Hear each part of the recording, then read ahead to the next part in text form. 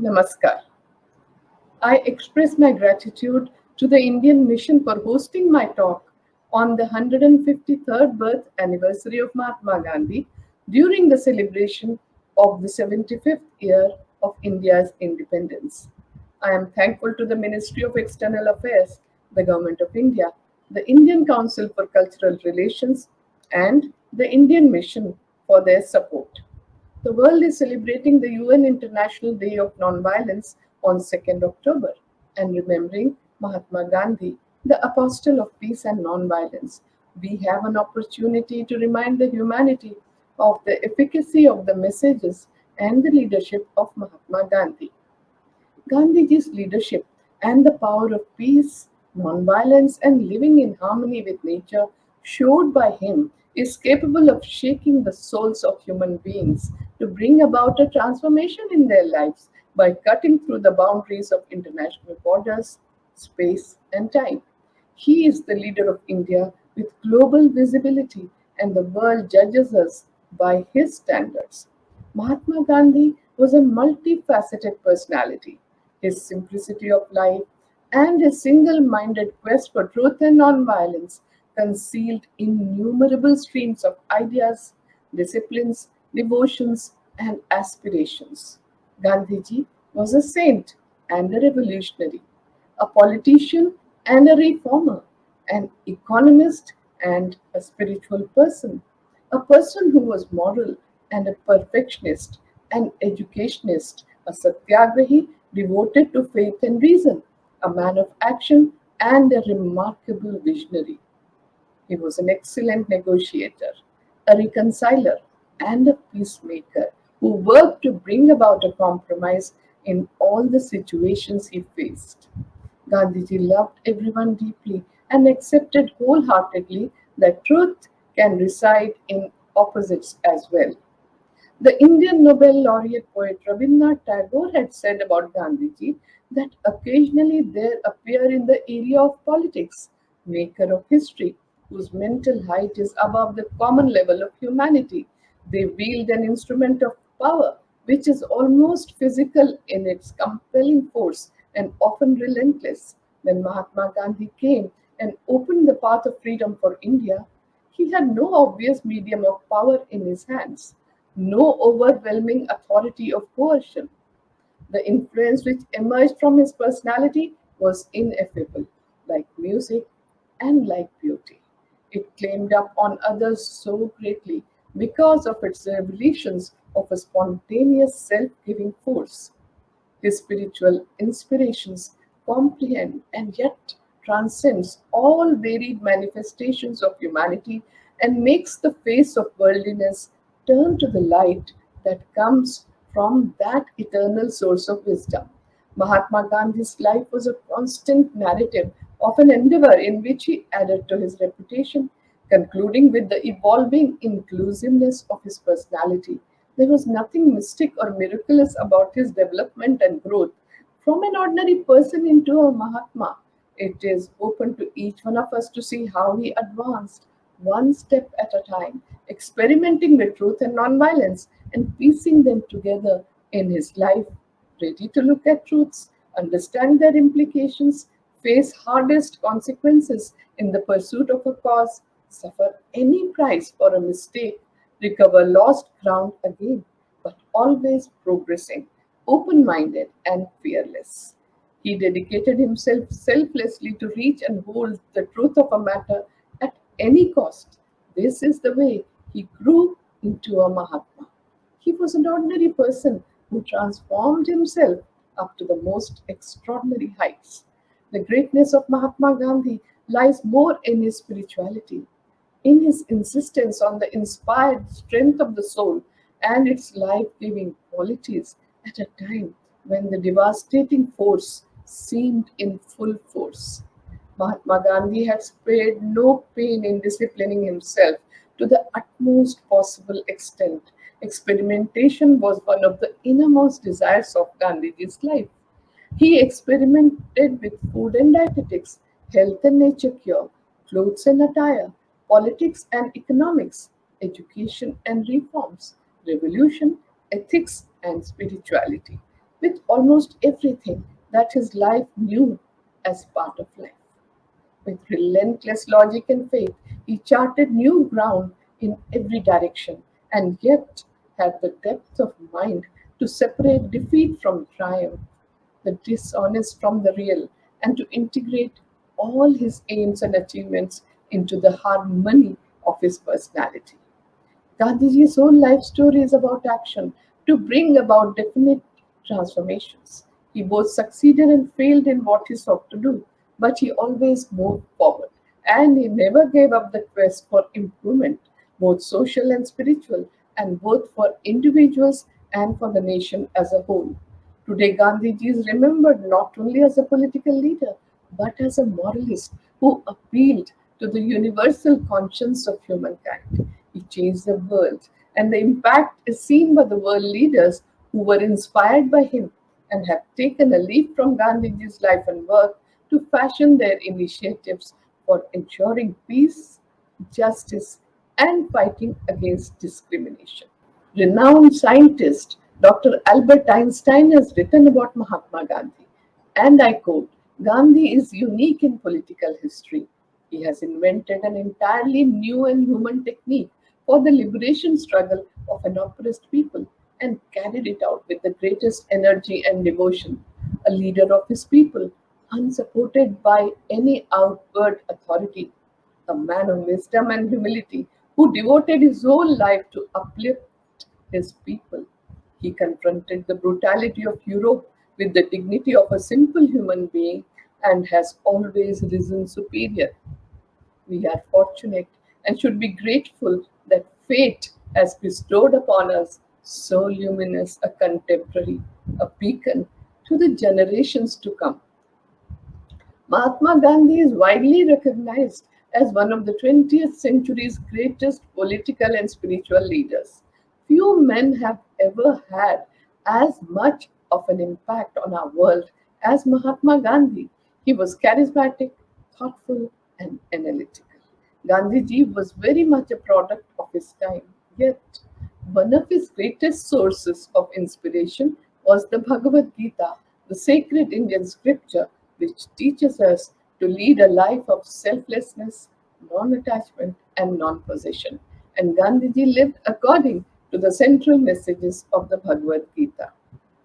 He derived tremendous pleasure from the activities he engaged in, whether it was writing and editing his newspapers, books, spinning the charkha, engaging in manual labor, walking long distance, imprisonment, and so on. He immensely enjoyed what he was doing. Whatever he did, he was wholly present to the task at hand. In fact, the path became the goal. In Mahatma Gandhi's words, and I quote, satisfaction lies in the effort, not in the attainment. Full effort is full victory. Unquote. Gandhiji's moral leadership accomplished what they thought to be impossible by many. According to Pyarelal Nair, Gandhiji's private secretary for a long time, what made Mahatma Gandhi almost unique among leaders of men was his capacity to harmonize widely different points of view so that they became contributory to the examination of the common goal. An outstanding instance of this was the way in which he dealt with his colleagues who differed from him. While holding to his own principle, he allowed his colleagues full scope to serve the country according to their light. Because of this, not only the most intimate relations continued between them, but also those who differed from him ultimately came around and worked under his leadership. The central core of Gandhiji's teaching was meant for all humankind and is valid for all times. Gandhiji wanted all men to be free so that they would grow unhampered into full self realization. He wanted to abolish the exploitation of man by man in any form because both exploitation and submission to it are a sin against the law of our being. He had been invited by numerous foreigners to visit their countries and deliver his message to them directly. But Gandhiji had declined. He said that he must make good what he claimed for truth and non-violence in his own country before he could launch on the gigantic task of converting the world.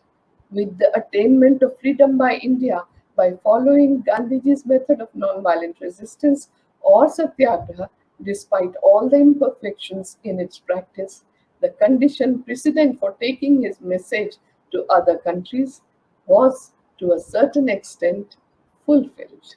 Gandhiji's legacy to humanity is fighting against injustice by non-violent means, using love force, truth force, and soul force, and he termed it as Satyagraha. It aimed to change the hearts of the adversaries through self suffering and sacrifice in the non-violent resistance and civil disobedience.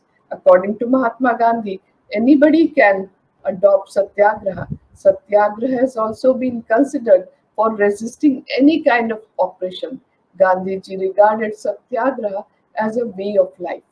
During the freedom struggle of India, Satyagraha was used as a weapon to challenge the power of the state and to achieve success for the general welfare of the people. Conflicts are bound to arise in human societies as each person, group, or nation can perceive only one's or its own relative truth. We must fight against what we perceive as untruth, injustice, exploitation, and repression. Gandhiji evolved the concept and technique of non-violent civil resistance to all such evils. He gave the name Satyagraha, or holding firmly to truth, to all such non-violent resistance.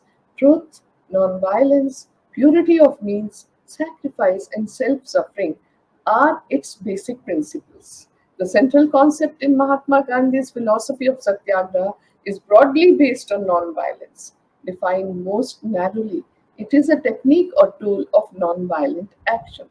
A Satyagraha campaign is undertaken only after all other peaceful means have proven ineffective. At its heart is nonviolence. An attempt is made to convert, persuade, or win over the opponent. It involves applying the forces of both reason and conscience simultaneously, while holding aloft the indisputable truth of his or her position. The Satyagrahi, or the one who practices Satyagraha, also engages in acts of voluntary self suffering. Any violence inflicted by the opponent is accepted without retaliation. But precisely because there is no retaliation, the opponent can only become morally bankrupt if violence continues to be inflicted indefinitely. Gandhiji gave this innovative method that was to be a substitute for violence. The intention was to bring about positive societal and dogmatic changes. It would do us well to remind ourselves of what Gandhiji proposed for the world. He spoke of a world that would evolve towards peace and harmony. In this world, different religions, cultures, and people of the world would live together with mutual respect and tolerance, rather than in suspicion and hatred. Satyagraha is the extension of the rule of family life to the other spheres of human interaction.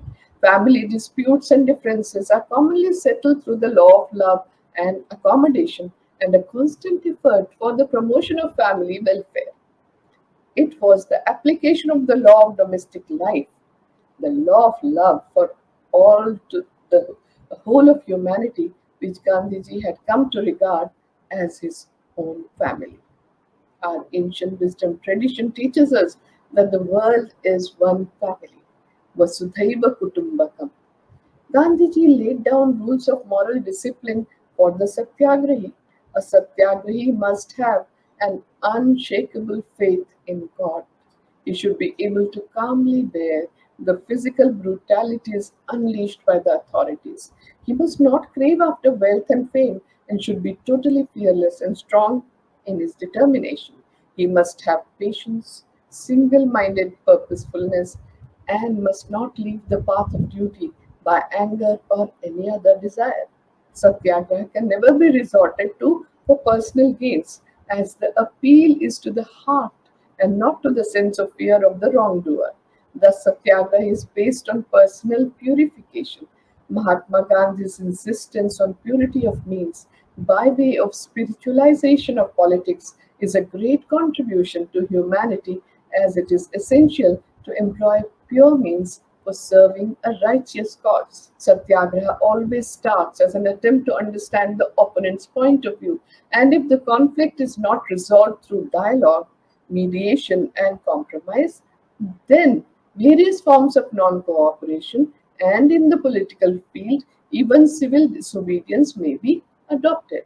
One must never obey a law against one's conscience, but a satyagrahi also never really breaks a law because he or she openly defies the law and welcomes maximum punishment under the law for such disobedience. Gandhiji saw the spirit of compromise as an essential part of Satyagraha. A Satyagrahi must show willing obedience to the laws of the state. Mahatma Gandhi wrote, and I quote, a Satyagrahi obeys the laws of the society intelligently and of his own free will because he considers it to be his sacred duty to do so. It is only when a person has thus obeyed the laws of society scrupulously that he is in a position to judge as to which particular rules are good and just and which are unjust and iniquitous, and only then does the right accrue to him of the civil disobedience of certain laws in well defined circumstances. Gandhiji claimed to have been by nature a law abiding person. As Gandhiji has shown in his pursuit of Satyagraha from 1906 till his end, its aftermath is always a better relationship among the parties. In a violent resistance, the opposite is the result. Gandhiji's earliest satyagraha in India was in Champaran in Bihar during 1917, where he adopted the approach of civil disobedience, which gave the lesson in fearlessness and a direction to peasants, youth, and India's freedom struggle. This was followed by the Kheda and Bardoli Satyagraha, settlement of mill owners and labor dispute in Gujarat from 1918 onwards. These satyagrahas gave the lesson that it could be used in virtually any situation of dispute, equally by literates and illiterates. In 1919, Gandhiji led the Rolat Satyagraha that established him as the leader of immense potential.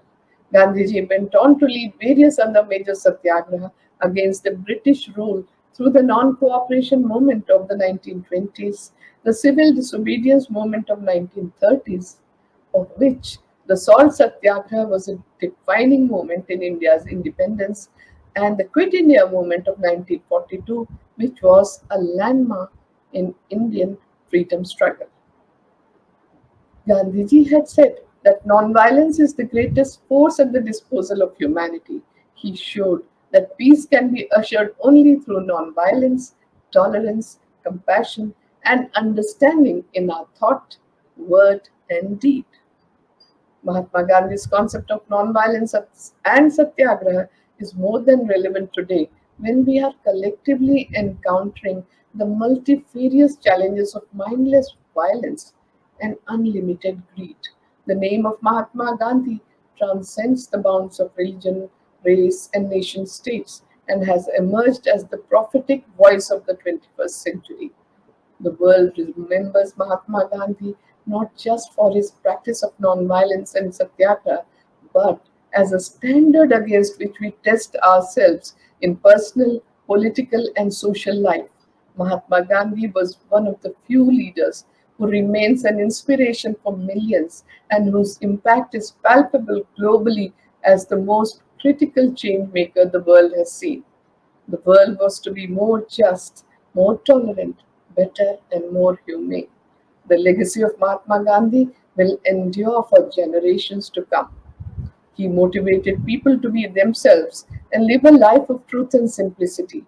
He also inspired them to believe in their country and its culture. Gandhiji mastered the elements of personal leadership. He lived by his convictions and never awaited others to take the first step, but led the way so that others could follow.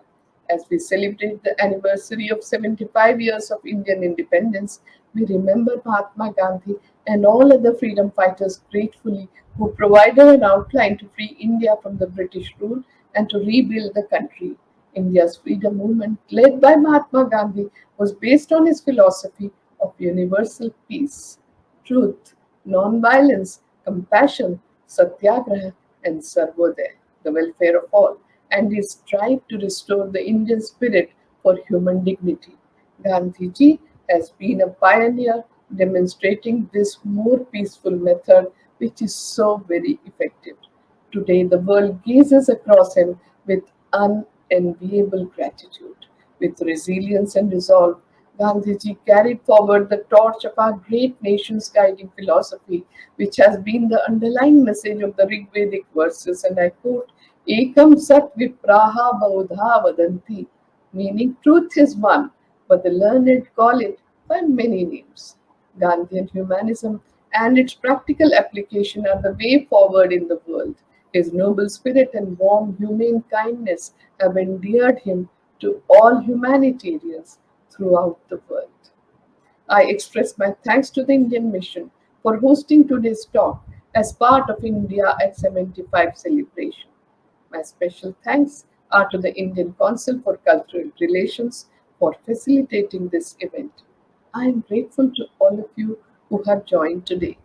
I will end with the peace benediction in Sanskrit for the universal welfare. सर्वेषां स्वस्तिर्भवतु सर्वेषां शान्तिर्भवतु सर्वेषां पूर्णं भवतु सर्वेषां मङ्गलं भवतु ॐ शान्ति शान्ति शान्तिः. May all be endowed with prosperity.